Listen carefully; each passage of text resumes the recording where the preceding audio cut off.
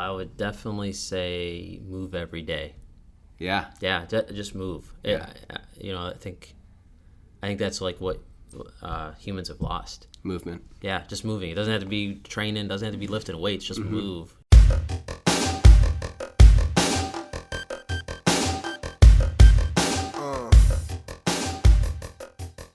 Hey everybody, this edition of Lionheart Radio is brought to you by the world's first creatine coffee. Each scoop is a full cup of a Colombian Arabica bean coffee infused with 5 grams of a creatine monohydrate. Now here's the deal, guys. A lot of people have differing opinions about creatine, and unfortunately a lot of really shitty supplement companies have tried to sell it to kids that want to get big, and they package it as some kind of steroid alternative, and they tell you if you cycle it and if you stack it, then you'll gain a bunch of muscle mass. And at the end of the day, none of that is true. What is true is that it's one of the most studied and beneficial supplements on the market for strength, recovery, and endurance. So whether you're a runner, whether you are a strength athlete, or whether you're somebody that wants to enhance cognitive function and just feel healthier in everyday life, a pharmaceutical-grade creatine monohydrate is going to help get you there. Go to www.creatinecoffee.com to learn what all the hype is about. And now, on to the show.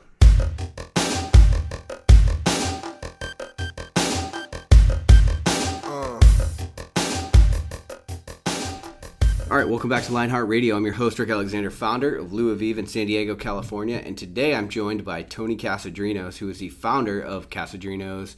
Is it Kasandrinos Olive Oil? International, but cause we got a few other things. Yeah. But yeah, it's like Kasandrinos olive oil is our main product. Worldwide. Yeah. Either way, they are the fastest growing olive oil company in the world. They started in the Paleo community, right? Which is, I definitely want to get into, because as we do this interview, you guys are hearing it on Friday the 19th, but we're doing it the day before Tony actually heads out to Paleo FX. Yep. Are you going to be a speaker there, or are you just... I'm not. For anyone that's been to Paleo FX, usually if you're a vendor, all you're doing is talking nonstop, and by Saturday morning I won't have a voice. Right. I'm going to just be sipping on tea all night, but yeah, no, I'm going to be doing a lot of speaking at my booth. Yeah, for sure. And so the reason we're doing a quick turnaround on this particular episode, usually we do them and they don't air for a month or two. The reason we're doing a quick turnaround on this one is because you have a contest running right now, which anybody can join. Do you want to give the details on that? Yeah. Well, basically, to enter, you just go to any of our social medias. It's Kasandrinos on Instagram or Facebook or Twitter, all that stuff. Or you can go to our website, which is Kasandrinos.com.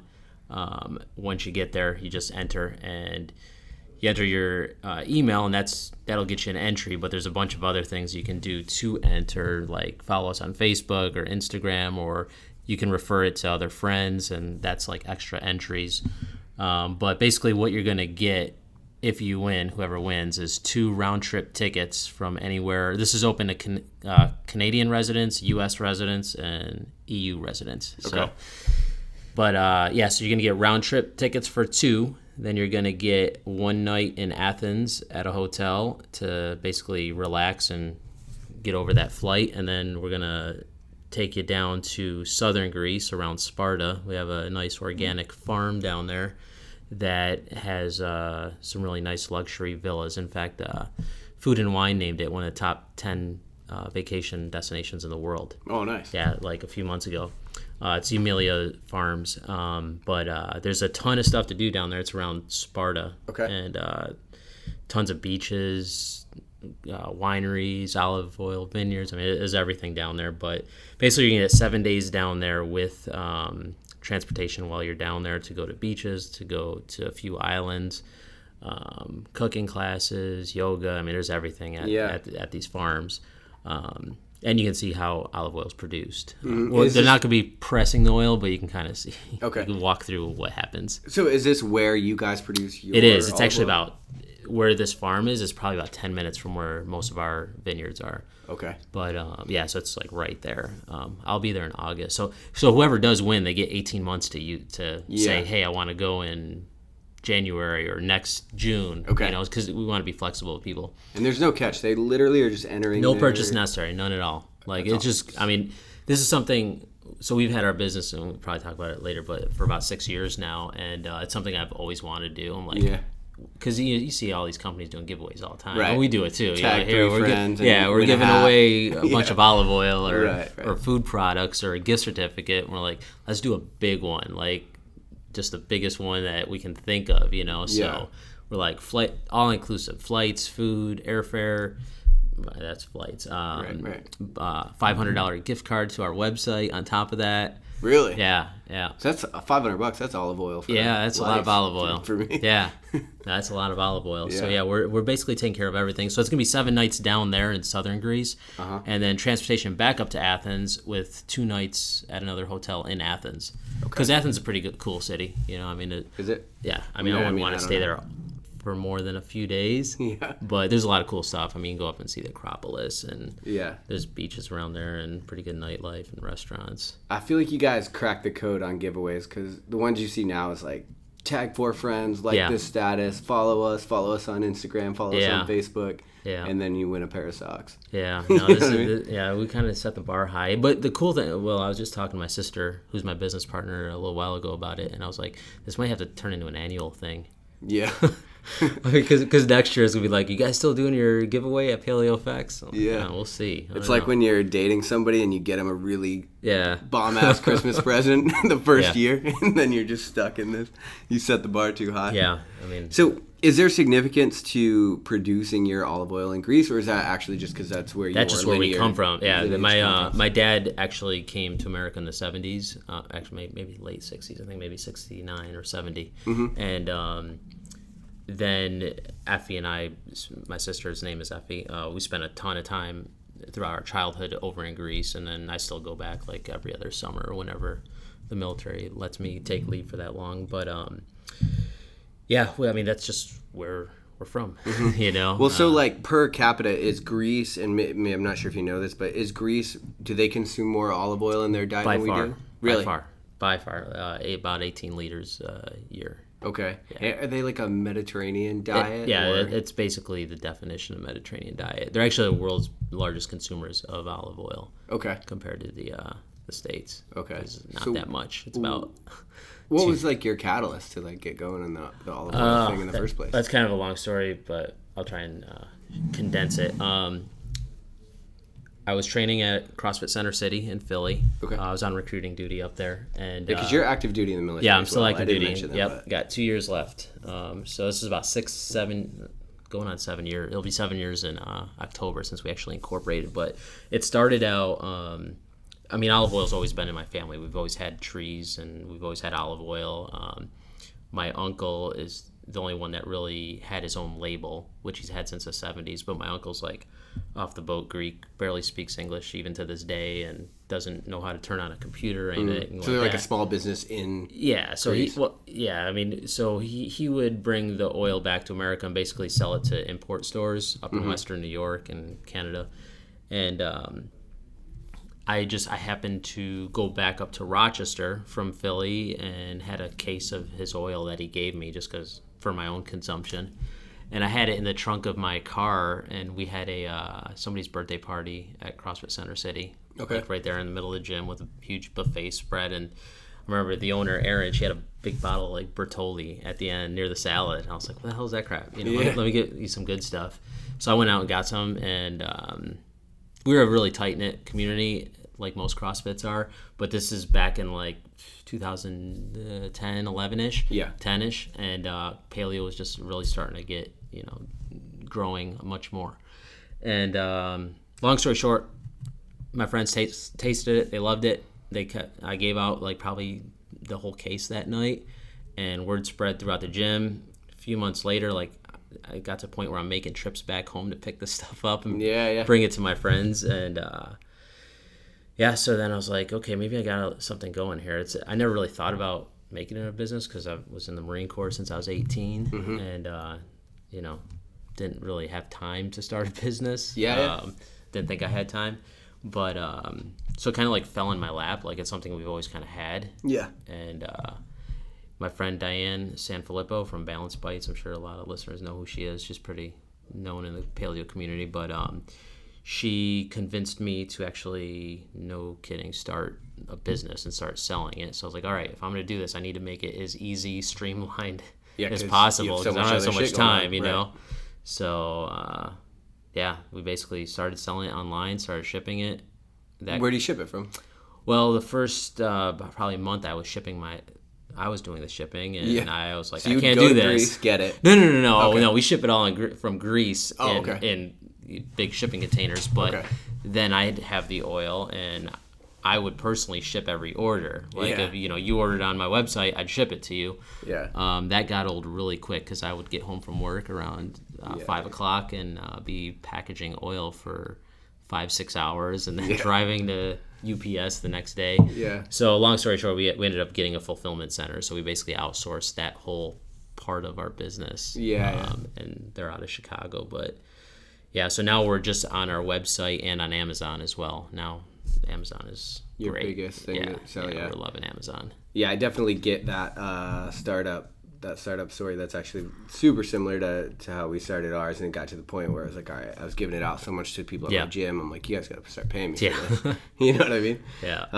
So I'm just going out on a limb here, and I don't really know, but I think something just we do in America is we take something with a lot of really good macronutrients and minerals, and then we cheapen it, and then we distribute the shit out of it. So I'm just curious, what is the difference? And like, so for people that just go and grab olive oil off the shelf, like, let's talk. Yeah. All right. So I mean, obviously our whole food system in America pretty much sucks overall. Sure. But and we've done full episodes. But we also have some really great things as well. I think like I think most of our meat isn't that good in this country, but we can get grass-fed steak if you want to spend the money. To good stuff. Yeah. So you got the access to it. Yep.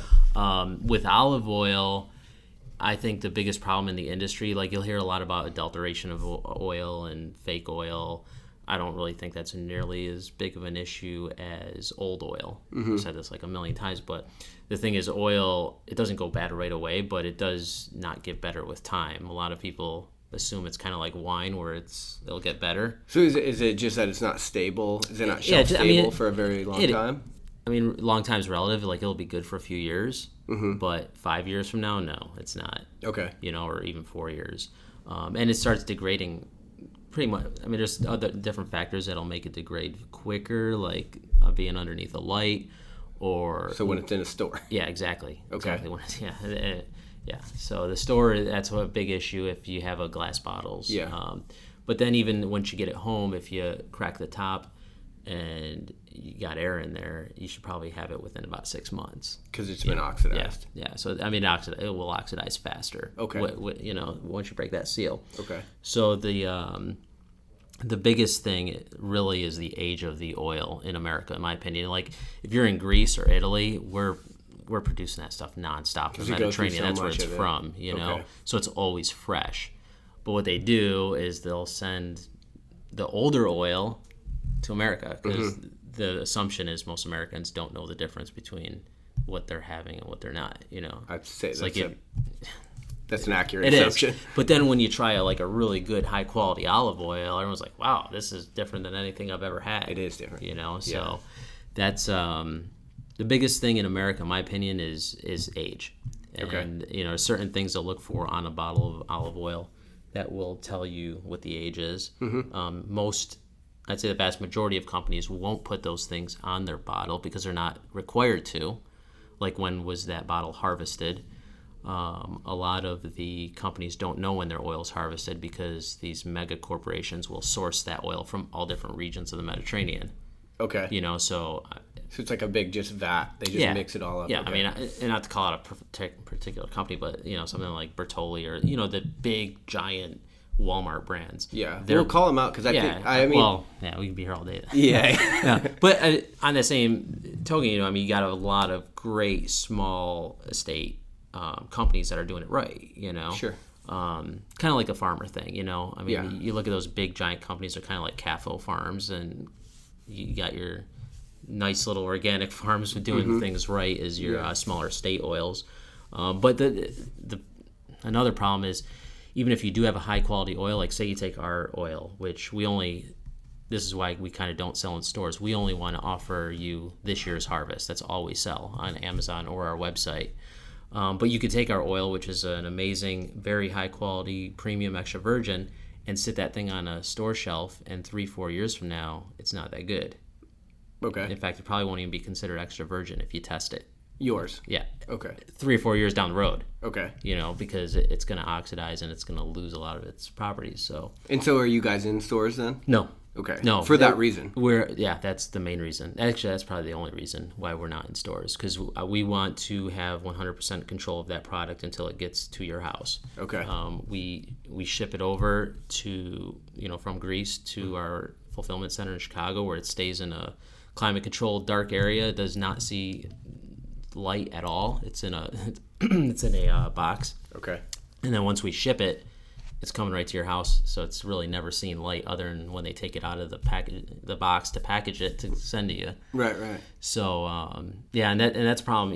In stores, unfortunately, oil, not only is it like sitting out exposed to light the whole time, chances are it's sitting there for quite a while. I've gone into many grocery stores and seen. Do you look at them? Oh, all the time. Yeah. Every time I go to a store, that's of course. My industry. Whatever. I'll look at bottles and.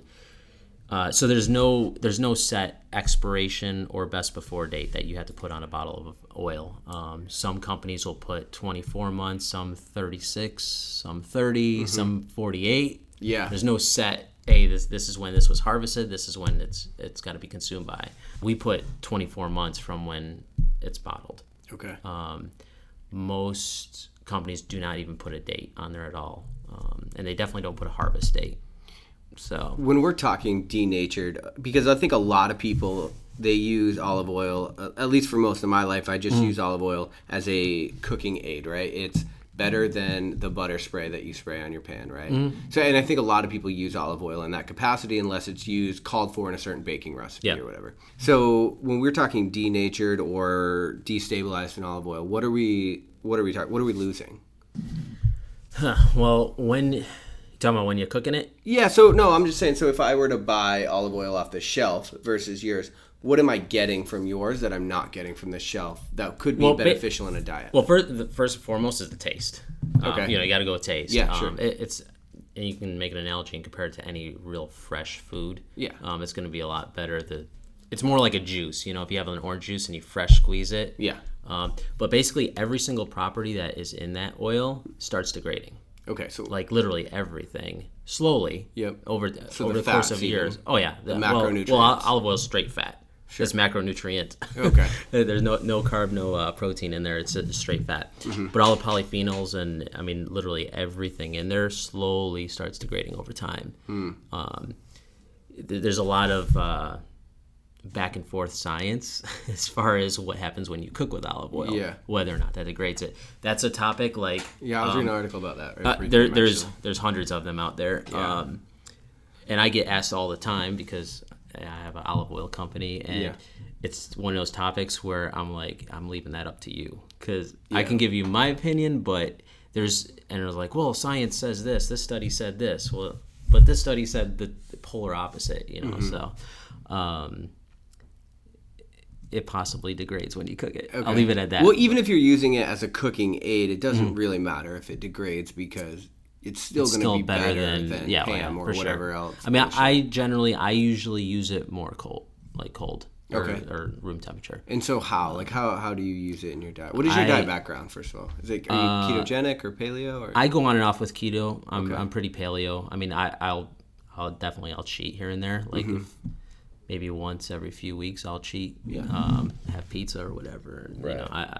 I'm not really gluten intolerant. Like I can eat a whole pizza and be all right. But generally I eat, like today, I eat a lot of fish. My lunch is basically tuna almost every day. Yeah. And dinner is meat and vegetables. So I'm pretty paleo. I started eating paleo probably in 2009, 8, 9, had been about 2009-ish. But because you've been at Paleo FX every year. Yeah, this is our 5th year. Nice. Is it 5 or 6? I think it might be 6. Yeah. It might be the 6th year. We lose track of years here. Yeah, I definitely want to talk a little bit about how the community's kind of evolved. It definitely has evolved. Yeah, for sure. But when I first started paleo, I was like really strict with it. Like the first year, I was like, I'm not touching gluten ever again. I'm not eating bread. Which is a good idea at first. No, it definitely is. Yeah, definitely. How things affect you. I mean, I was just really into CrossFit and MoveNet at the time. Actually, that's where I decided I was going to start this business, was at a MoveNet seminar. I don't know if you're familiar with MoveNet. Yeah, you have to look it up after. Okay. MoveNet. What are they? I don't want to compare it to CrossFit. It's like CrossFit outdoors. Okay. Instead of MoveNet? MoveNet, like Move Naturally. Oh, okay, MoveNet. Right. But yeah, so I was at that seminar. Diane and myself drove down there to West Virginia and spent like a week with like 20 other people out in the woods, just basically training and eating. Okay. And that's where I decided I was going to start the company. But yeah, I mean, I pretty much, I'd say, I don't want to say like I'm 80-20 paleo, but I'm pretty consistent with paleo. And now with the olive oil, I definitely tend to eat more of it in the summer. Something I've noticed about myself. And what I'll generally do, it's almost like a go-to staple for me almost every day in the summer, is tomato, cucumber, feta cheese. So that's not that paleo, but whatever. Okay. And a lot of olive oil. It's keto. Salt and oregano. Yeah. Okay. But yeah, so I'll make Greek salads almost every day in the summertime. Okay, and use olive oil as like a dressing? No, I like drench it. Really? I soak it. Yeah. I said literally, I'll soak it. In fact, I'll make it usually the day before and just let everything marinate in the oil. And then once I'm done with that, I'll just throw olives in there and let those marinate.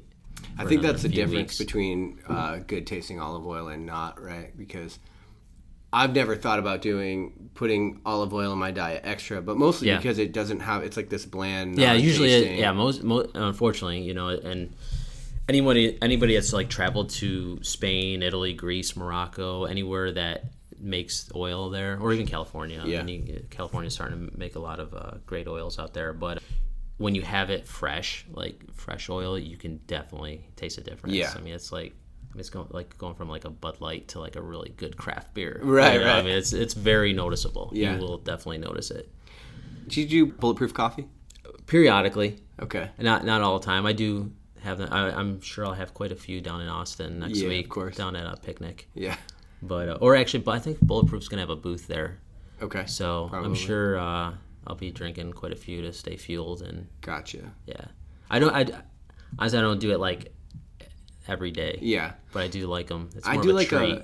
I do like a modified bulletproof coffee. I do it with heavy cream instead of butter because I just think it tastes better. Yeah. I do coconut oil actually, or coconut milk more than anything right now. Yeah. But not a ton of it. Okay. I was just wondering if you ever put it in your coffee. No, I do. Just I try not to drink too much fat. I'm already drinking a lot of olive oil. Really? So, because for people that are into like the ketogenic diet, like myself, getting a lot of fat is sometimes hard to do. Yeah. Which is why I've been like. Yeah, really you can definitely drink oil. Stuff. I mean, I don't. A lot of people do drink it straight. No, really? Yeah, they'll drink it straight. Okay. Not like a whole gallon or anything, but they'll drink quite a few ounces of it. I'll take a swig, but not that much. But the cool thing is, if you do need fat, there's a lot of it. Really quickly. What I was getting at, I'm thinking about putting it in my coffee. That's what I was getting at. Think that would taste good? You think I don't know. I would try it. I've put stuff out there on social media before, like give us a use that you use olive oil for, and I've heard all sorts of different crazy things that I never would have thought of before, like putting it on ice cream. Yeah. Which I tried and it was really good. Really? Yeah, that was actually pretty good. They actually make olive oil ice cream. Okay. But yeah, there's a place in Austin, I forgot the name of it. We had it like last year. They actually pour it on at the place. Mm-hmm. But yeah, there's all sorts of crazy, easy uses. Well, I'm gonna pioneer it on coffee. Mm-hmm. All right, and then you're gonna give me credit for it when we take Dave Asprey and the Bulletproof guys out. Definitely olive oil coffee. Yeah, I've had it in a martini. Okay, that's definitely pretty good. Yeah. But it just seems like a really good way to get fat because it is. It's easy. It's straight fat. Right. You know? I get a lot of people on the ketogenic diet because they obviously see the benefits that I get, and I'm not like I'm not dogmatic about any diet, and I think that just makes you kind of an asshole if you are. But I do get good results with a cyclic ketogenic diet, and so I get a lot of people that like see the results I'm getting and they want to do it, and the first question everybody has is like, how can I get more all that fat in my diet? Yeah. And I'm like, well, avocado and cheese gets old. Coconut oil. I mean, I like doing coconut oil. Yeah. Because I can just eat that stuff straight off a spoon. Like, it's cool. Really? Yeah, I love coconut oil. Okay. And I love ghee. Mm-hmm. I'll be I shouldn't even say it. Like, I probably use ghee more than olive oil. I mean, I do use a ton of olive oil, Yeah. but I use ghee when it comes to cooking. I'm doing like lamb chops or ribeye. I'm always doing it in ghee. Yeah. I can eat probably a pound of ghee a day. Really? Well, I've never thought of olive oil just because, Yeah. like we said, it's kind of bland, but Yeah. and that would be the difference. Or you can do avocado now. Yeah, Or and do- so you guys have other products. Yeah, we have a few products. We have obviously our olive oil comes in a few different sizes. We've got our spice line, which we have a spice line, and then Diane Sanfilippo actually came out with her own spice line that is sold exclusively on our website. That's Balanced Bite Spices, and those are quite large containers. They're just blends, though. It's not like one specific spice. Okay. We're probably going to be doing a Greek oregano and sea salt from Greece, which the oregano, that's another thing. Like some herbs and spices you get from over there, they're not the same over here. And we're going to probably be bringing them over here because really? the quality and taste is much, much different. Of spices. Yeah. Okay. And then we have avocado, which is a avocado olive oil blend, which we just came out. We're just pretty much launching right now. We're actually going to officially launch it at Paleo FX. Okay. And then a few other products can't talk about yet. Okay. So what is the Mediterranean diet? What are the differences between the standard American diet and the Mediterranean diet? Okay, so, well, first of all, with the Mediterranean diet, unfortunately, most people in the Mediterranean are not eating a Mediterranean diet anymore, in my opinion. They're getting a lot more. They're getting that like Western Yeah, culture. they are. Even, well, like yeah, bleeding even like over. in Japan. Like, I was in Japan. I mean, in the a few Middle years East, ago. there's Yeah, it's just McDonald's like, now, and capitalism. Yep, we're spreading it all over. But, yeah, so your traditional Mediterranean diet, I mean, and that's the thing with the Mediterranean. It depends where on the Mediterranean you're in. Even in Greece, for being as little as that country is, it got very distinct differences on the landscape. Like, you can live on the coast, or you can be 20 miles inland, which by car or donkey is going to take you an hour and a half to get to the coast. Your food and your diet is going to be totally different. So their diet's very dependent on the region. Yeah, exactly. Like, I mean, Okay. And we're talking. Ours we're definitely talking is not, No, right? it's not, because you can go to Whole Foods or Right. Wegmans and get whatever you want to get. Right. I mean, you get raspberries any day of the year nowadays. Right. Stuff Or just might be a tomatoes, little yeah. more expensive. Exactly. Yeah. So, but in the Mediterranean, specifically in Greece, like, you're eating a ton of fish, like tons and tons of fish. Lots of green leafy vegetables. Okay. The one big difference, because I mean, I tell everyone, like, I kind of grew up paleo. Like, when I was in Greece, like, we were basically eating either chicken or lamb or seafood for our protein at every meal, and then we were eating a lot of greens that we call them lahana. It's like a mountain green, like a spinach kind of. Yep. A little bit better tasting, in my opinion. And you're eating tons of olive oil and butter for fat, but you also ate a lot of bread. Okay. Right. But yeah, so I mean, it's very similar to, I mean, paleo. I don't want to broad stroke. Obviously, we can have a lot more vegetables or a lot more meat. You know, Yeah. so it all depends on what your macronutrient breakdown is going to be. But over there, from the coastal areas, you're eating a ton of seafood. When you're up in the mountains, like, there's a lot of villages that are up in the mountains that you might never go to near the ocean or near the sea. Right. And you're going to be probably eating a lot more chicken, or there's a lot of wild boar up there, Okay. which is amazing. Yeah. Right? Yeah. Wild anything. Yeah. Yeah. Yeah, the boar up there, man, it's good. It's really good. So they're higher in omega-3s and omega-6s. They're higher in a lot of the fats, actually. Yeah. And- It's much more fat-based than a standard Western diet. Okay. Because you're really not eating traditionally. I'm not talking like now, because now you got, food that they probably were not eating in my dad's generation, let alone my grandparents' generation. And that's that Western culture. Yeah, and now you go, like, even as a kid, I remember, like, everybody in Greece. I distinctly remember this, and I'm 38, by the way. So back in the 80s, I distinctly remember being in Greece, and everyone was, it might not have been ripped, but everyone was fit. Yeah. Or, in shape. And I remember coming back to America in the 80s and being like, wow, everybody's so big here. Yeah. Now seen we're, anything like, yet. way Yeah. bigger than we were in the 80s. Right. And, yeah, so, but you go to Greece now, and it's like they caught it right up to us. They're either way out of that's shape too or bad. really skinny fat. Yeah. So So one of the differences, because of the Mediterranean diet, I think there's quite a few studies that show that people actually do live longer. I think there's a lot more that goes. I think lifestyle has a lot Sure. to do with that. That's true. Mean, that's they're also taking a siesta every day and walking everywhere. I think that's the biggest difference between the Mediterranean countries and here is everybody walks everywhere. Yeah. Even here you look at like Manhattan, like everyone's pretty fit in Manhattan because everybody's walking nonstop. You go to Texas. Nothing against Texas. I love Texas. I just moved here from there. Yeah. But, it's a much more, you're sitting a lot more. You're in your car a lot more. You're inside a lot more because it's so hot. You know? But in Greece, you're always walking everywhere. Sure. I remember when I was a little kid, like, not many people had a car. Like, people were walking or taking donkeys or horses. Yeah. So it's interesting because now with the Fitbit, it tells you what you're doing, right? And your goal is to get to 10,000 steps, and that gives you a little like, hey, you got to. Yeah, I was like, that's what my 90-year-old grandma does. Yeah, that's what's crazy. But you'll see, and that's a bit another big difference. Is the movement? People move a lot more over there, but elderly people are way more active than they are here, in my opinion. It's not uncommon to see 80. Do you think that has because there's less entertainment? Entertainment's different.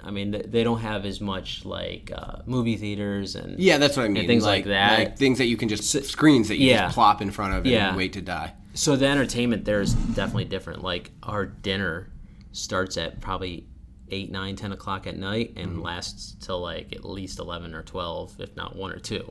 That's very common. Really? Almost every night. Like, dinner there is like an event.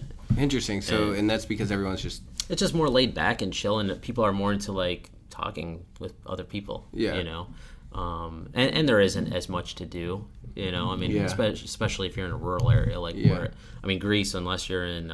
there's basically about 2 or 3 cities in Greece that are sizable. Everything else is little tiny villages, so it's a lot more like human interaction and kind of like how things were probably here back in the 70s or 80s before we really started, changing. Yeah, I think there's a lot you can say about just from a more like a even allergies and things like that. Like if you eat a diet that's like more based on your region, I think you're just like less sick in general. Yeah, and there you're eating the local food. You're really not.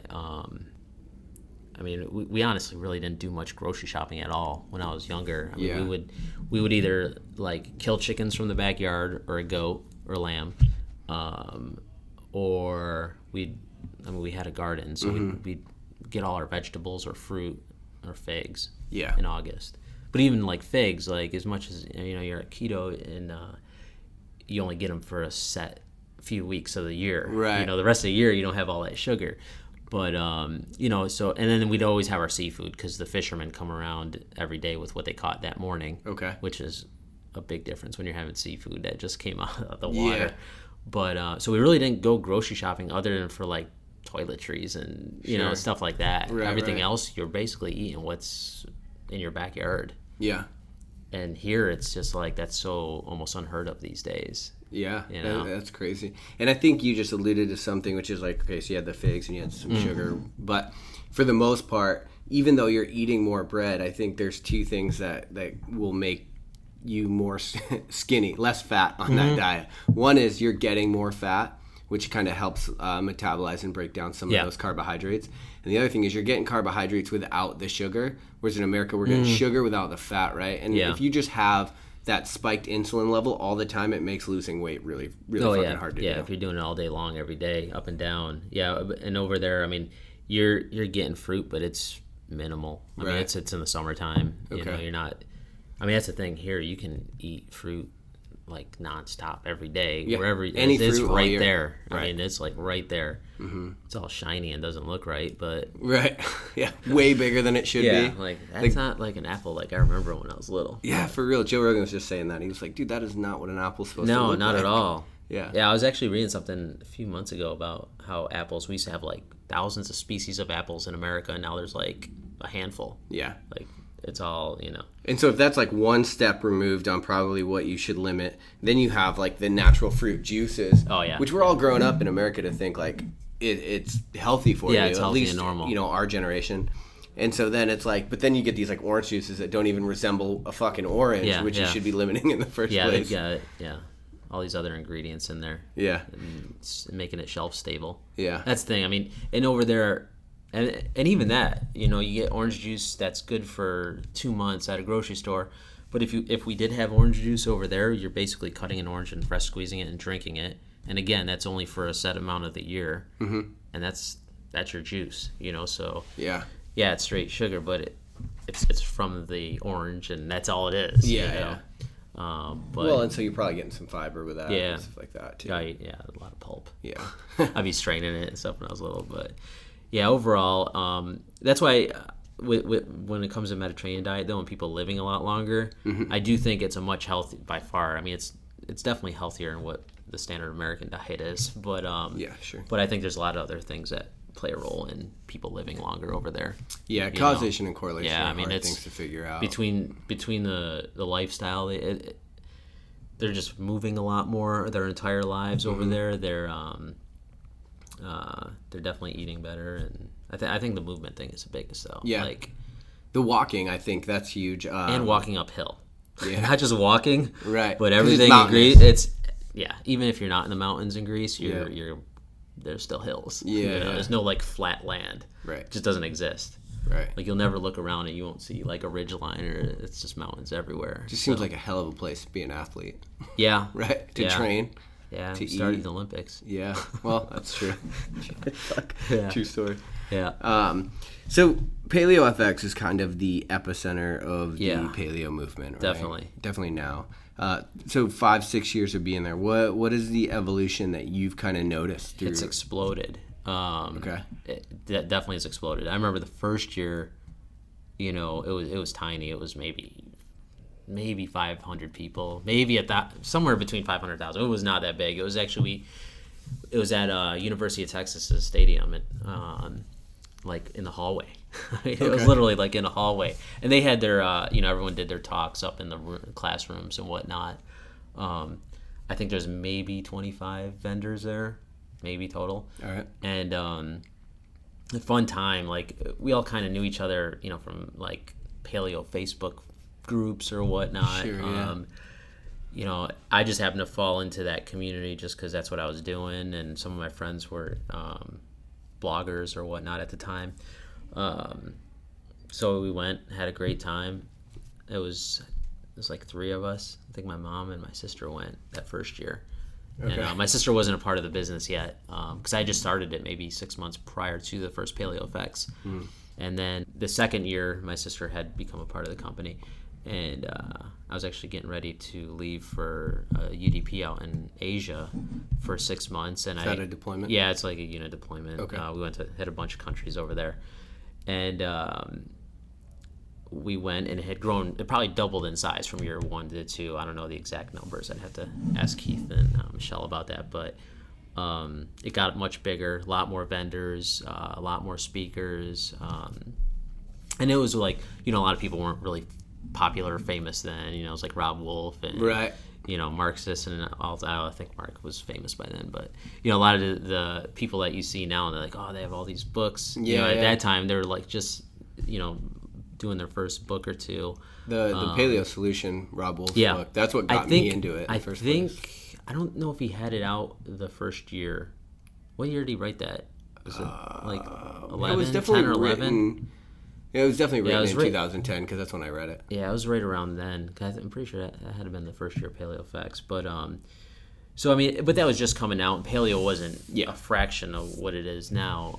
And then the biggest difference that I've seen, I mean, it seems like it's doubled every year. The biggest difference I've seen in growth was from last year was 2016, so 2015 to 16. It like turned into like it's like a concert now. Like, just rock stars. It's just like it just seemed like it got a lot bigger last year. Okay. The biggest difference out of all of it has been all the companies that have grown out of this thing. Mm-hmm. I always tell everyone, like, yeah, we're paleo by default, but we're also vegan. You know, like Yeah. we're a vegan product. You know. Oh, your company. Yeah, we're right. vegan, we're vegetarian, we're Yeah. keto, we're paleo, whatever. Yeah. But now you have like a lot of companies that are like AIP specific or keto specific or paleo friendly or paleo certified or Yeah. you know, it's like all these different. Okay, well, I'm this, but I'm not this. You know, Yeah. or primal. You know, you can have all these different things, but the growth and explosion of all these companies that have come about from this, Yep. and which is great for, you know, someone that eats paleo and is looking for these choices when they're in Whole Foods. Dude, it is, you know? Same thing with ketogenic diet, you know, because Yeah. when I first became keto, it's like, God, dude, finding anything you can eat Yeah. is super hard. Yeah. So I'm all for the Yeah. explosion. No, it is. It's great. I mean, you have a few companies, I think, taking advantage of it, just like, oh, Yeah. well, paleo's blown up, so let's do a paleo thing, you know? Yeah. But paleo is kind of like CrossFit in that it's very community driven. Very, very, very. Yeah, and Yeah. so at least I've seen with CrossFit is that these players that come in that try to take advantage, they get like Oh, yeah. sniffed out soon. Oh, yeah. And people like, you know, Yeah, like you're not real. Yeah, Yeah, BSN, the Yeah. supplement giant, just a garbage company that's put out bodybuilding supplements forever. They tried to get into like it. paleo protein powder or Yeah, something. they like tried to sponsor Camila Blanc and Rich Froning, and they like tried to get into it, but it just went nowhere. Yeah. You know? Yeah. I mean, ultimately, that's just, you know, I think people are going to sniff that out. You Yeah. know, just like if you just try and come in at any community and you're doing it for the wrong reasons, I think people are going to see right through it. Yeah. You know, and that's kind of like, you know, we obviously sell to a lot more niche markets than paleo, but paleo will always be like where we started. And Sure. But it was authentic. You know, those were our friends. A lot of them were our friends, you know, and growing. But, you know, my sister and I were there because we were paleo. You know, we weren't going to the biggest vegan expo, Right. which was probably a lot larger. Right, I'll you say know? what you probably should. Yeah, probably should. Yeah. But we're not vegans, you know, so it's not authentic. So it Yeah. will always be, for us, being fake. Because Yeah. now we're going to a community that we're really not. Me and my sister are not vegans and Yeah. don't really believe in it at all. Right, So right. it's like, then we'd be the fake ones, you know, so. But yeah, overall, paleo's like just blown up. I mean, obviously, you know, it's got its detractors and everyone's, you know, but at the end of the day, Paleo Effects is just definitely amazing. It's an amazing experience. I think from even if you're, especially as if you're not working it, Oh, you know, right. if you're just walking around. I think the seminars would be cool, or Yeah, the speakers. I've never been to one. Oh, really? Yeah, you always. I mean, as an exhibitor, if you have a booth, you're so busy Yeah. the entire time just talking.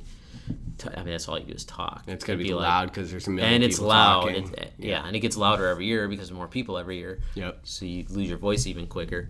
But yeah, so you're talking nonstop. I mean, I've never been to a talk. I always wanted to. I'm Yeah. like, sometimes they do. They actually have a stage in the where all the exhibitors are, and they'll have people talking here and there, and I could try and listen a little bit, but Yeah. and they'll have They have a lot of panels where there'll be 5 or 6 people on that panel, Yep. going back and forth doing Q&A.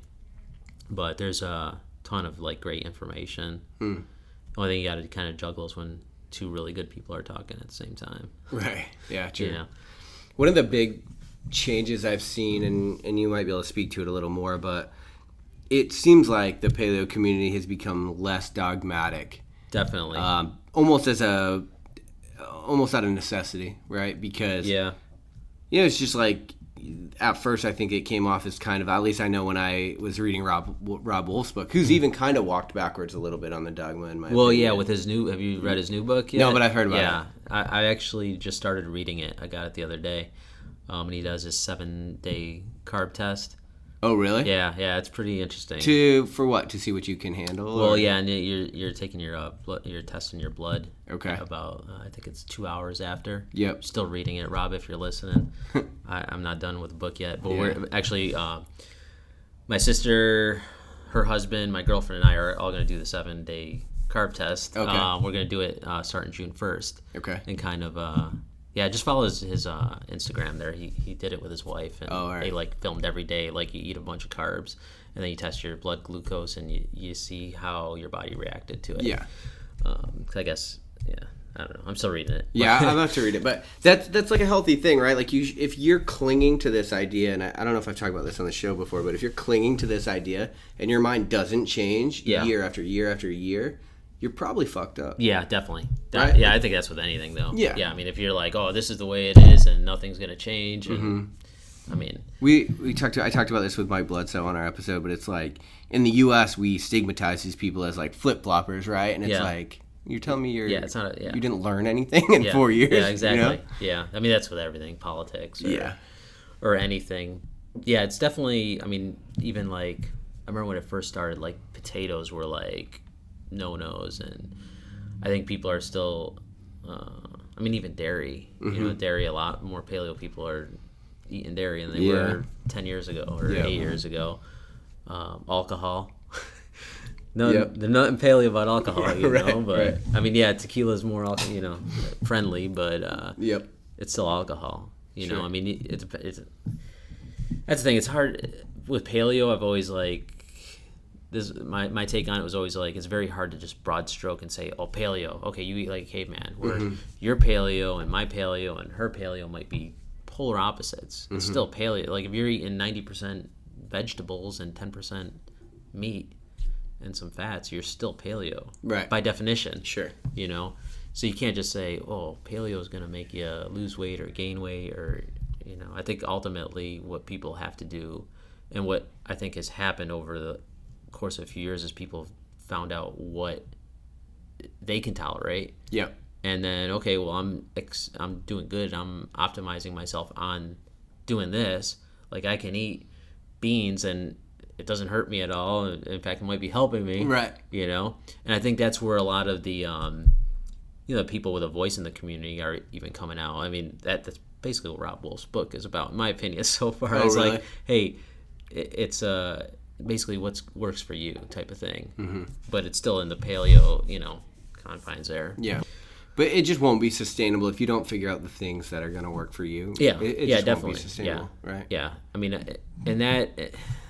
Another thing I think, which was the problem in the beginning with paleo, and I think people are maybe starting to be more mindful of, is the macronutrient breakdowns and how much of the healthy stuff that you're eating. Like how much carbs, how much fat. Bacon. How much bacon are you eating? Like bacon's good. It's paleo. Eat it. Yeah. You know? Right. Okay, well, I'm having 12 strips of bacon every morning, you know, and all this other stuff that's healthy. I'm having 4 avocados throughout the day and just like eating a ton of food, and then you're not burning those calories at all, or maybe just doing a quick workout, and it's like, well, this isn't working, you know? Right, because calories in, calories out is still an equation that matters. Definitely. Right. Definitely. I mean, you're gonna still have to, if you're, especially with fat, you know, I mean, you can, if you're sedentary and not doing anything, and you're taking, and fat's very easy to take in sometimes.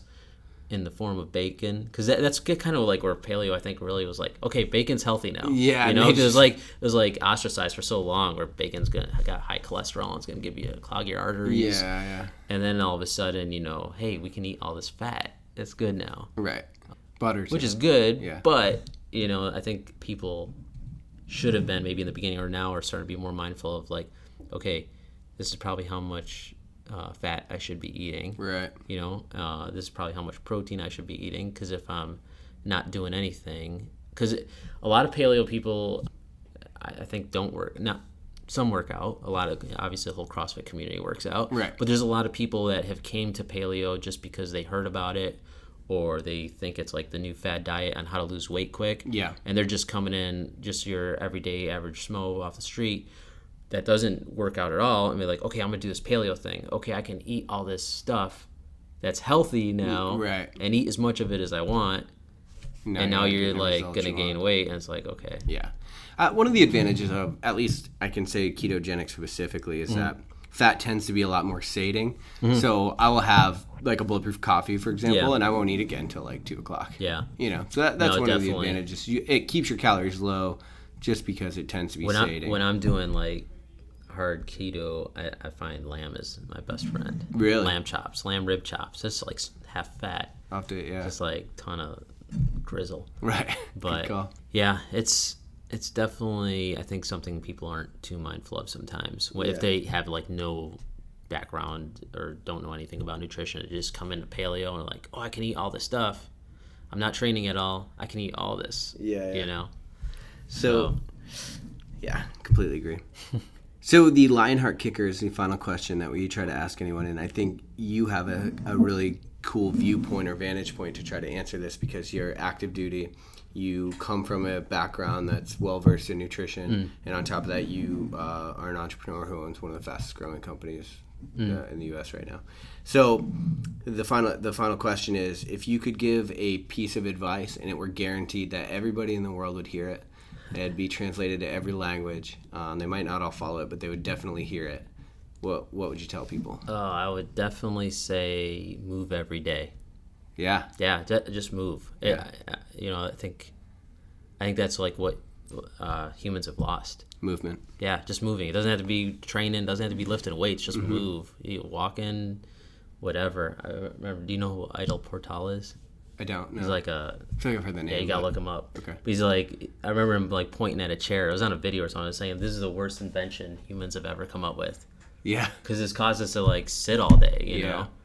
You know, and by movement I mean even standing. You know, like don't just sit all day long because it's like most of us sit at work all day long and then you sit in your car driving home and then you cook dinner and then you sit eating dinner and you go on the couch and sit and then you go to bed and lay. I know you don't have a bed. You said you sleep on the floor. No, I have a bed. Oh, you do? I don't have a TV. Oh, and TV. I don't have a couch. TV. That was I don't have a TV or a couch. Okay, so you have a bed. Yeah, because I'll turn that bitch on and I'll sit in front of it for way too long. Exactly. I don't want anything done. So it's like we're either so many people these days are just like laying, sitting down, or that's it. It's like, man, we need to like stand more and get up and walk around and move and go for a walk. Yeah, completely agree. But I think people need to move. We were definitely meant to move. Yeah. Definitely not being stationary. Yeah. Or sitting. Yeah, definitely. So, awesome, man. Well, hey, thanks for being on. I really appreciate you taking the time. No problem. Cool. Thanks, guys. Thanks for listening to Lionheart Radio. I hope that the information from today's show will make you fitter, happier, and healthier. For the show notes of this episode and every episode, head to www.lionheartrad.io. Yep, just like Lionheart Radio. And please, if you have the time, head over to iTunes and give us a 5-star rating. It really helps us to know that we're on the right track in delivering you reliable information and value. As always, feedback is welcomed. If you have any comments on the show or would like to suggest a guest, send me an email at rick@luavive.com. That's LUAVIVE.com. Thanks for your support, and we will see you next time. Bitch, I feel good. Don't I look stupendous? My shine is so endless, and shit you can do to end this. Even when I'm dead, niggas still gon' bump that chip shit. Coke, white, Escalade on cinches for you dipshits. So you won't forget this. Midwest nigga be the coldest. Cleveland is